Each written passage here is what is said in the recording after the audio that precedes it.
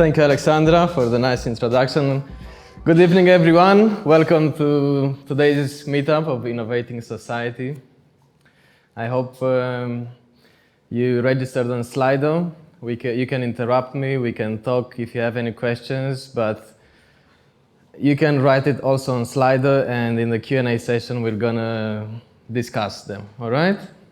Everyone can hear me in the back also? Yeah, it's good? All right, so I'm gonna begin then.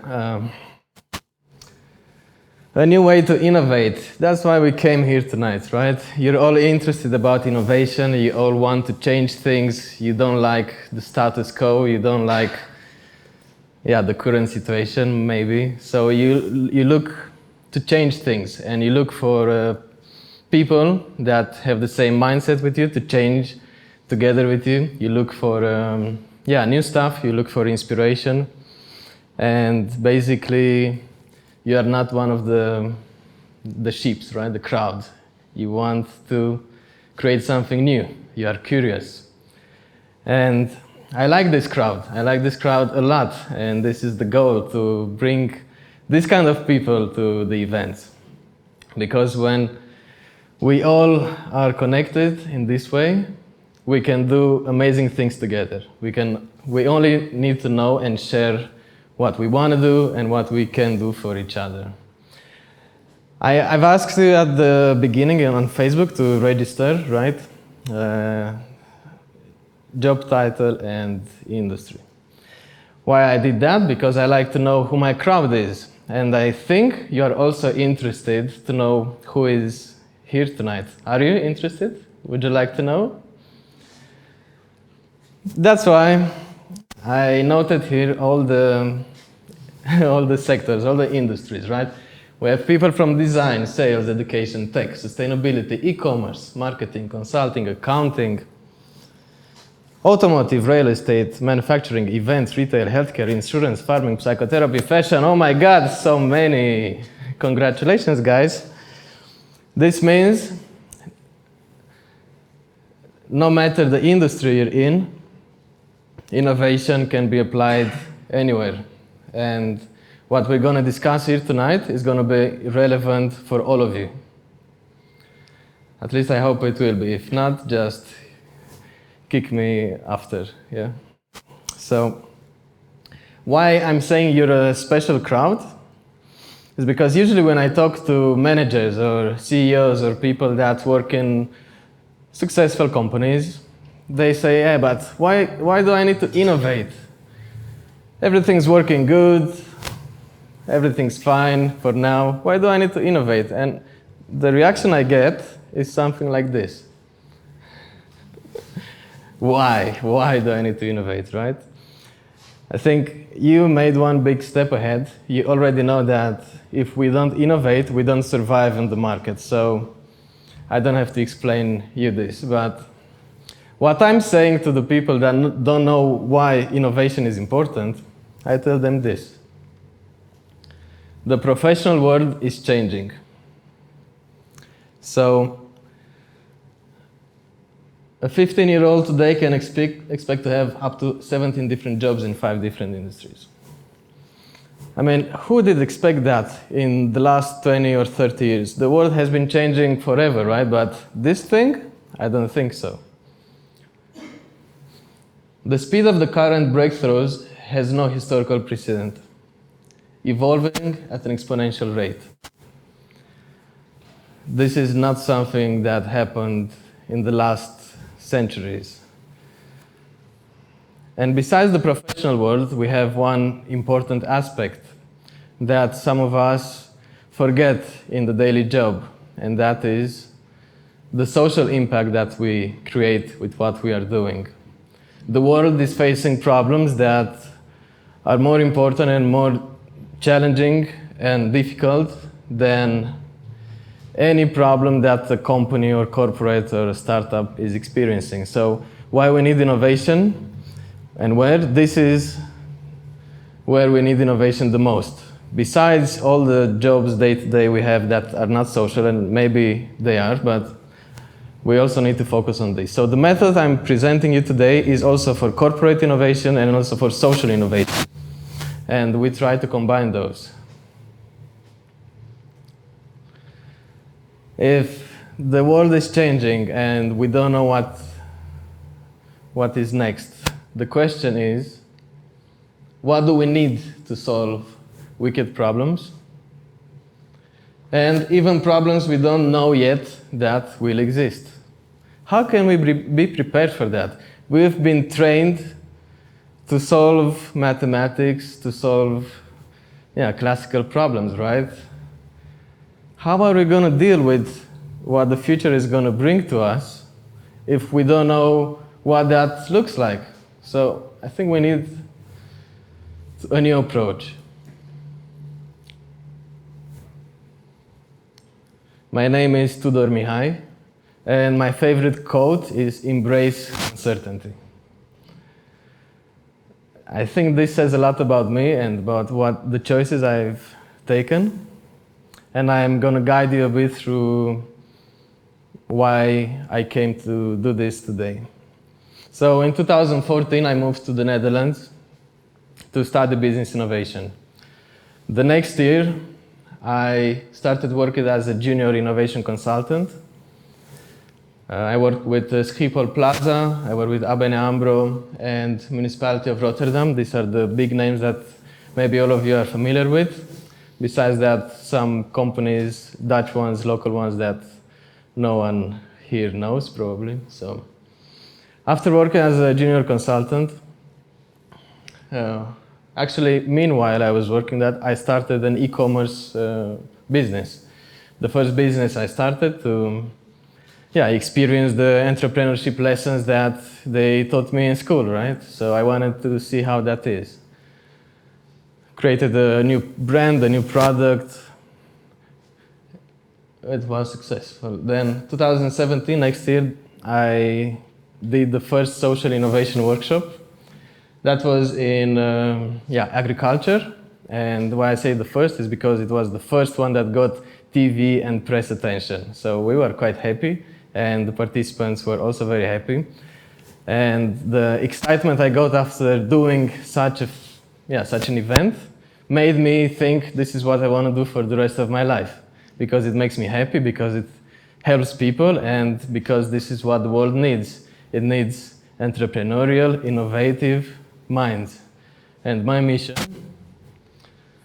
to move to Romania is to cultivate this mindset and together with me a big community to do great things together. Coming back to the question, right? What do we need to do to solve wicked problems, and even problems we don't know yet exist? Who can answer this question, right? No one. But we can try to develop a method. We can try to adapt it to our own needs and see where it takes us. That's why the first thing when we need to deal with these wicked problems is we need a different set of skills. Some skills that we haven't been taught in school, right? So what are these set of skills? This is a report by the World Economic Forum, and it says the modern skills comparing 2015 to 2020. How do I make this happen? All right, so creativity 5 years ago, it was the last one. And now, 5 years later, creativity becomes the third most important skill of the era we live. Here we crossed out active listening, I don't know why, and quality control. What we bring on the list is cognitive flexibility and emotional intelligence. I think active listening is included in emotional intelligence in a way, so it went one step further. How many of these skills do you think we are taught? I mean, we develop, but we are not trained, right, to have these things, the 10 most important skills of 2020. So we're going to see how. Romanians don't need the training in critical thinking.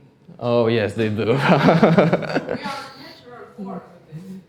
All right, we're going to see that. All right, besides the skills, we need a new organizational culture. This graph shows, so we have the C-level leaders and the professionals. And here the factors that inhibit innovation.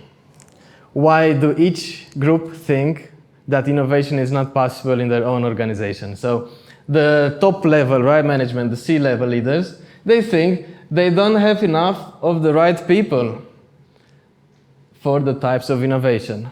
What do the professionals think? They think they don't have the right culture that supports them into the innovation. So who's wrong, who's right? We see there's a big gap. Besides that, we need a new organizational structure. Maybe you've heard about that, top, bottom, and organic. Many people are talking about it. It's become a trend. And my view on it is that depending on the industry you're in, there's no wrong or right. So you need to adapt it. But more and more companies start working in this kind of groups focused on projects rather on silos and departments. And this gives them more autonomy, and yeah, they feel more creative, free of experimenting. All clear until now? Yeah, questions? All right, so recap. We need a new set of skills to innovate. We need a new culture to innovate. We need a new structure to innovate. And many people think that innovation is the most interesting topic in business. I do the same. I think innovation is awesome if you start studying it, developing a method for it, and managing innovation. It's an awesome thing to do.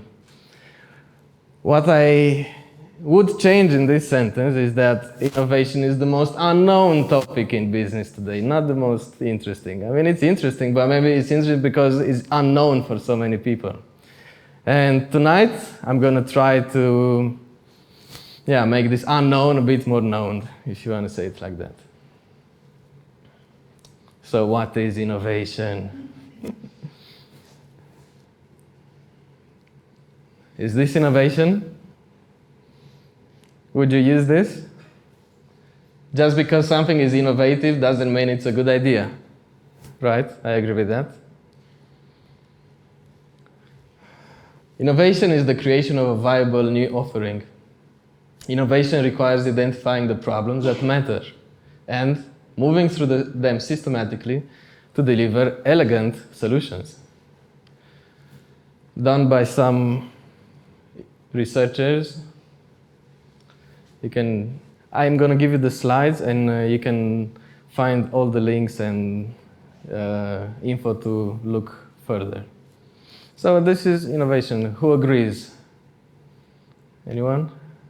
All right, good. I agree also. What we need to know is that innovation doesn't happen just by thinking, okay, we have a new idea, for sure it's going to be awesome. Innovation happens when you combine these three things. So when you combine technology, so meaning we have the technology that makes it possible to create the idea, and the business. So does it make sense for the business? Does it create money? Does it help us grow? Then you have functional innovation. When you combine technology and people, you have process innovation. How do we improve the processes we're working? When you have business and people, you have emotional innovation, because people buy things out of emotion and work with businesses because of emotions, right? So we have the emotional one. And in the middle, if you want to come up with something, with an idea that is really good, let's say, that has a product market fit, call it like that, you have to combine them through. You have to think of all the variables in this place. So the sweet spot, that's how it's called. Then we have something a bit more complex, which is the innovation types. So there is Jan Sprout, and again, the researchers that did the code, they divided innovation on types. So we have 10 different types. One is the configuration sector, domain. That means all the internal processes, how the business works internally, you can improve that and you can innovate internally. Then you have the offering. So that is, what are you offering? What's your product? What's your service? What features does it have? That's the second type. And the third one is the experience. So how do the customers interact with the product you're offering or with the service? And in this way, you can choose, you can do a mapping of your current processes. For example, the processes, right? What processes do we use? What goes well? What doesn't go that well? Let's innovate on that specific topic.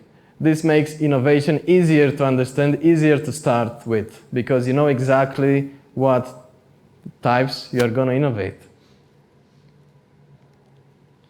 And I know this is a bit too much information, maybe. This is all theory, but this is innovation explained by researchers, by people who work with it. This is innovation in its definition. It's complex, but it's interesting. Let's try this one. This is about the levels of innovation. So it's a bit more easier to understand, and you can develop a strategy out of it. It has 3 levels. It's a strategy developed by the Harvard Business Review. And you have the core, right? The core functions of the business. Optimizing existing products for existing customers. That's where most of the companies innovate, right? You want to cut costs. You want to, make it more efficient. So this is the first one, the core innovation. The second one is adjacent. Adjacent or breakthrough innovation, and the core is also incremental innovation. Maybe you're familiar with that. So incremental and adjacent and breakthrough. This is all right. We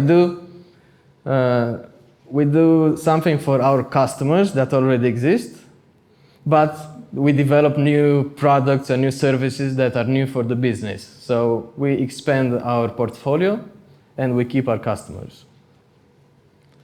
And the third level of innovation is transformational or disruptive. That's where you develop new products, new services for new customers on new markets. I think it makes it a bit easier to understand. When you refer to innovation, you don't just say we innovate. Okay, where do you innovate? Do you innovate your core processes? Do you innovate expanding with new products? Or do you want to capture a new market with a new offering? So the people that did that were very smart, and they even came up with some percentages of how much of each you should use.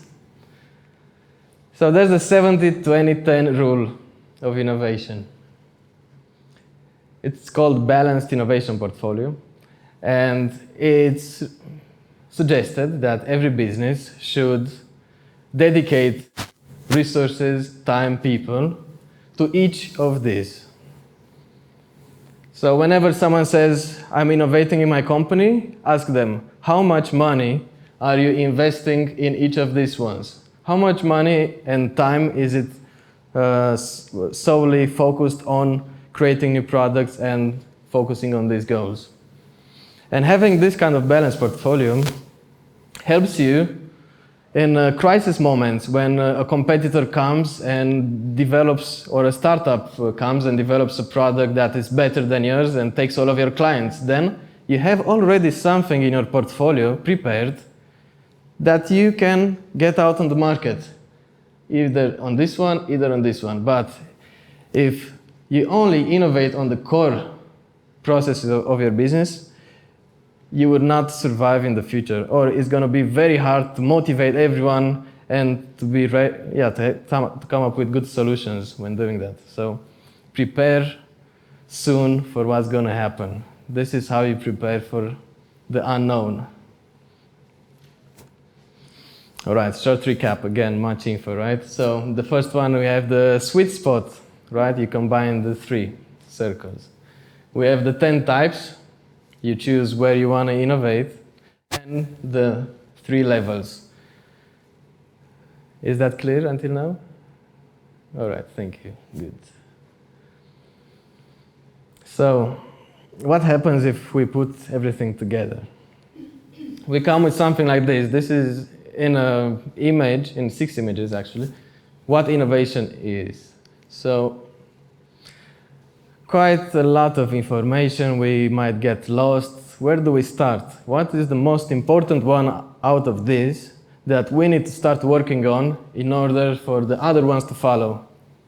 Which ones do you think is the most important? The structure, all right. The culture, right? It depends on the organization. Choose one. Culture, all right. Any other? Skills. All right. Which one? Culture? Structure? All right. Yeah, this is how I was feeling when I was reading through all this. Keep with me. It's culture. This is what keeps everything together. If you don't have the right mindset to innovate, you can have all the strategies, all the processes in place. If people just want to be, let's not call them lazy, they will not do anything if the culture is not there. So we're gonna now go a bit into that, into culture. There is one of my favorite quotes. Strategy is intention. Culture is habit. We do things out of habit. We do it automatically. We need to have innovation in our mindset and in our daily task automatically, not to think about it. Like we open our browser. We know where it is with our eyes closed, right? So the next one, culture eats strategy for breakfast. Peter Drucker, he's the father of modern business corporation. He set the foundation of how corporations work. He knows that. He worked with people, with thousands of them. He knows that how good a strategy you have is not enough. You have to work with people. It's not the methods, it's the people. How do you get people on the same mindset with you to join on a crazy adventure that you don't know what the outcome will be? Who's crazy enough to do that? I am. I think some of you are as well. Organizational culture creates momentum. And momentum is very important to a business. When everyone goes in a flow, when everyone knows the direction, when everyone works for the same goals. And that has some results. And the state of the American workforce in 2017 came up with these numbers. 17% higher productivity, 20% higher sales, 21% higher profitability. So yeah, productivity and everything, right? What else do you need? It has everything to make a business grow. The question now is the big question. How can we create a culture of innovation? That's the tricky part. The other ones you find in the manual. The process, the skills. Well, the skills you also work with the culture. We're going to find out about that. And there's a method created by Studio Y called the Dutch Design Deltas, which helps us to get into a process to experiment the way of working that makes our mind think in a certain way. And now we're going to go a bit through the process. It's a 3-step process. You have context, you have concept, and you have the business side. A business and the concept needs to have all of them in order to be successful and to work on the market. So let's go through all of them. This is how they look like. They combine a whole pyramid.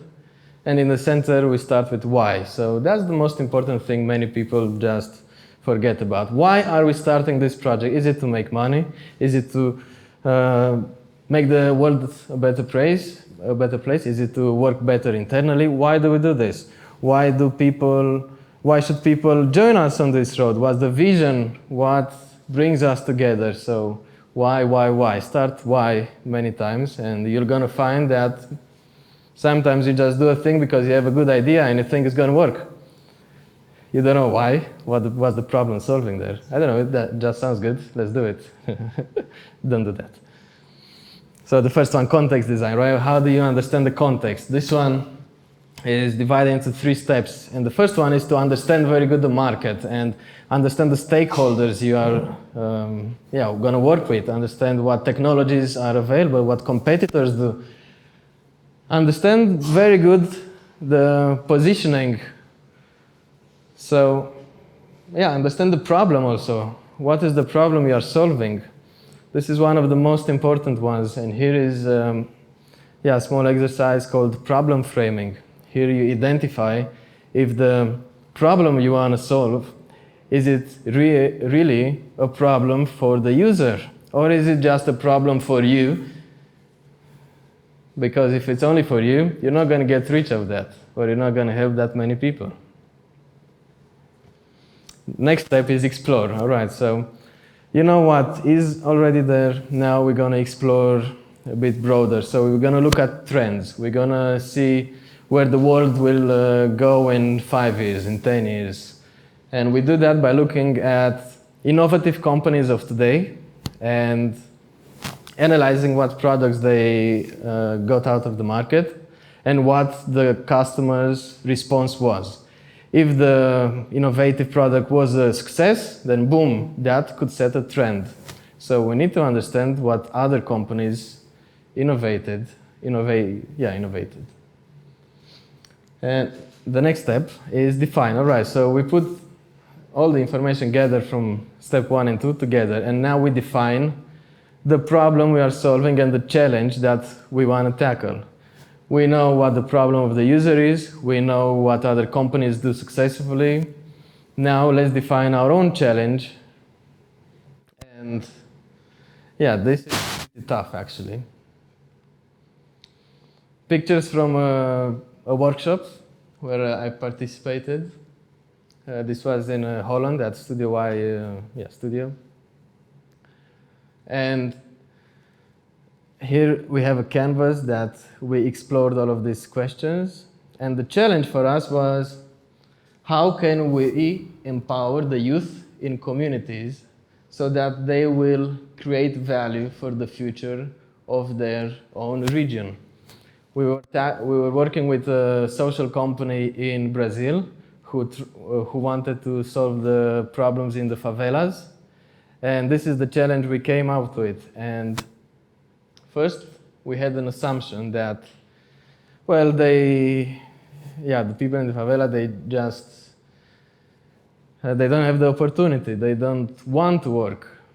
But after interviewing, right, understanding the problem, talking with real people living there, we had some people from Brazil in our workshop, and they had contacts, so we could call them, and we could understand their situation, their perspective, their point of view. After that, we discovered that actually they didn't want to go to school. They didn't want to go to school because their parents asked them to help them with their housework, right? Or they were not able to go to school because they had to work to earn some money for their family. So a different perspective than we thought. They just like to have fun. They're not motivated, and so on. Like, if we started on our assumption, we probably would create a solution that no one would need. In this way, we talked to the people that experienced the problem, and we discovered something new, something valuable. And we continue now to the next step of concept design. After you have a problem well defined and you have real feedback, real stories, not feedback, stories from people, you know that what you're going to do is going to help someone, is going to be worth it. So you try now to come up with a concept, with an idea. The first step is brainstorming. We invite more people in a workshop, experts in the field. We invite people that worked with this scenario, we invite different range of people to have multiple perspectives. Then we prototype our idea. We know that visual prototyping helps people express their idea better and communicate their ideas with others so that other people can give feedback on their idea and they can build up on each other's ideas. That's why we do visual prototyping, and we play with Lego to make our ideas visible and tangible.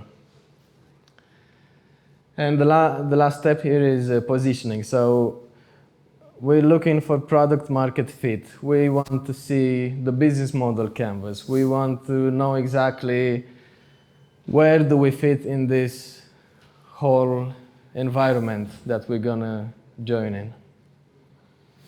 And the next pyramid, the business one, is not included in the workshop because that's usually done with the management in their office working for business problems. Firstly, I'm going to show you some pictures. So what I was saying, we try to draw our ideas to create some user journeys. Everyone has to do that, and then we select the best parts of the story and we create a whole new one. If you see here, we cut squares out of each of ours paper, and we created a whole new concept that combined the best ideas from 5 people that sat at their table. It's a very efficient method to collaborate and to share your ideas. And this is where we played a bit with Lego. The same thing we had after we developed the journey on paper, we draw it on, we build it with Lego. And that helps us transform a very complex idea that we have in super easy to explain concepts, because you cannot build complex things with Lego. You have just simple elements, so you need to think simple. And that's the most difficult thing when you innovate and come up with concepts, is to have easy, understandable ideas. And working with Lego helps us come up with clearly defined ideas. This is the next step I wanted to talk about, the business one. This involves mostly the management and people with decision roles in the company. If until then everyone could join and contribute, now this is a more delicate situation, and here the development comes in. You start creating an MVP, you start coding, then you organize your team, you try to find in the company people that agree with your idea, you try to get financing for that idea, and then you come up with a marketing strategy with the budget and you attack the market and you see what happens. All right, where to start? We can't do everything at once. What's the most important thing that we can do to make it easy to join on this journey of innovation? So it's an experience. The easiest way and the most efficient way to understand how something works is by experiencing it, is by doing it, the best way of learning. So you can read everything, you can listen all the TED Talks that are out there, but you need to do it yourself. You need to be involved in the process. You need to see what the impact of collaborating with other people has on yourself as a person for personal development, but also on the concept, because you're going to see that while being in a group of 5 up to 7 people, there's a synergy going on. You get in a flow and things happen that you didn't prepare for. You didn't have all those ideas, but the people you work with help you to come up with brilliant ideas. So you need to experience the process. And this is something, a quote from someone that experienced it. During this course, I learned more about my personal leadership than in all my management development trainings over the last 2 years. Employee, Dutch Ministry of Defense. This is how it looks like. We use canvases, we use post-its, we do visual thinking, we collaborate on things that we put on the wall and we can relate to. Everything that we come up with, all the ideas, we put up on the wall and we have them there for the rest of the 2 days. We can always come back, we never forget anything. All the information is stored. We play with Lego. It's fun. When was the last time you guys played with Lego? 1 month. 1 month? Amazing. Anyone else? All right.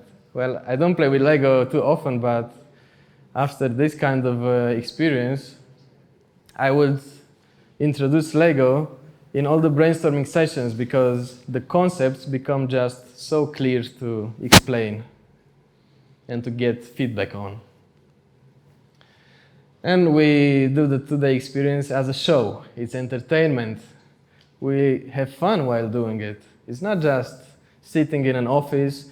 We rent another office or cabin. We go there, we think creatively, and we enjoy doing it. We have a show, a challenge at the end. You can start with a team of 5 people. Then you can do the experience with the whole company. We've done it with 200 people at once. So it depends on the scale, but everyone loves the innovation experience. So what happens after such an experience? Well, the end goal, again, is to have an innovative mindset, right? To have the culture of innovation, to know, the mindset, so that it becomes easier to collaborate with your team and come up with ideas. So you scale up, you try to teach as many people in your company, well, not teach, let them experience the process, let them feel what you felt while playing, let's say it like that. And then you can have an innovation funnel.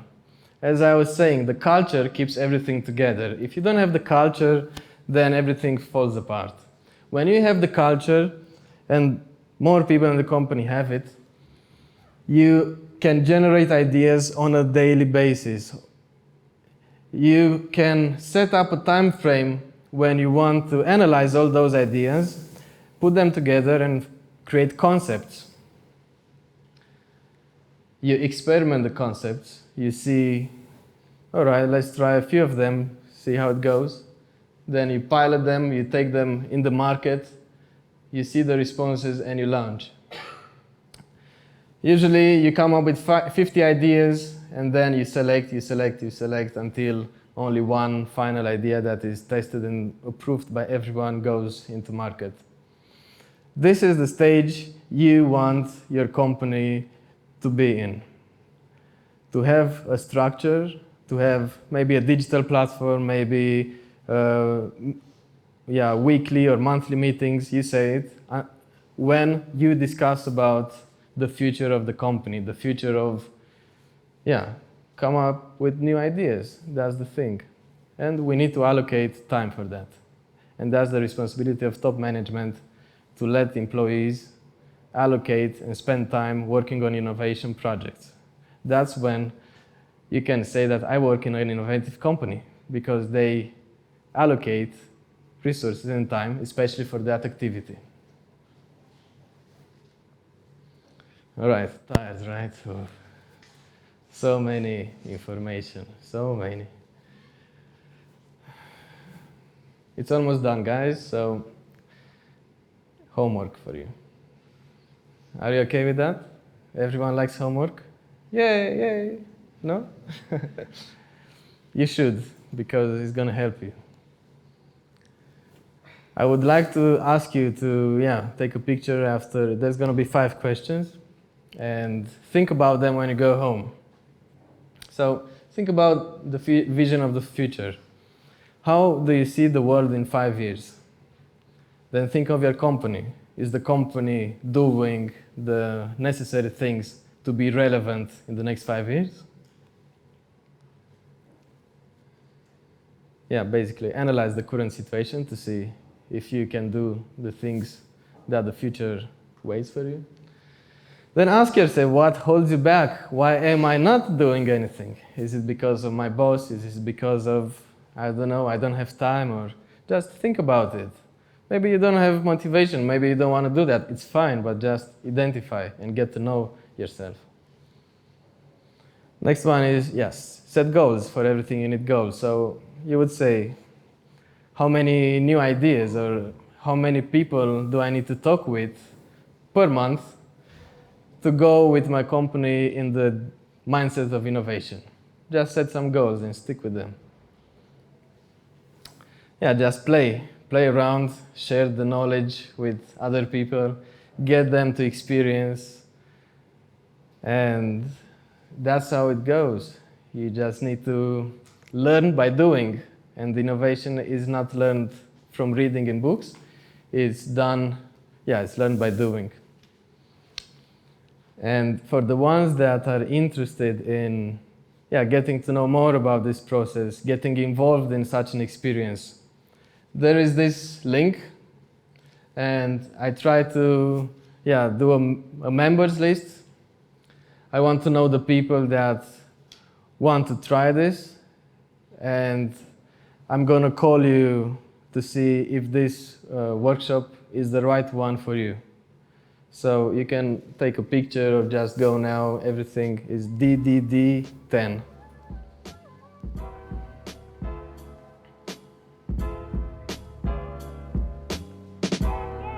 All right.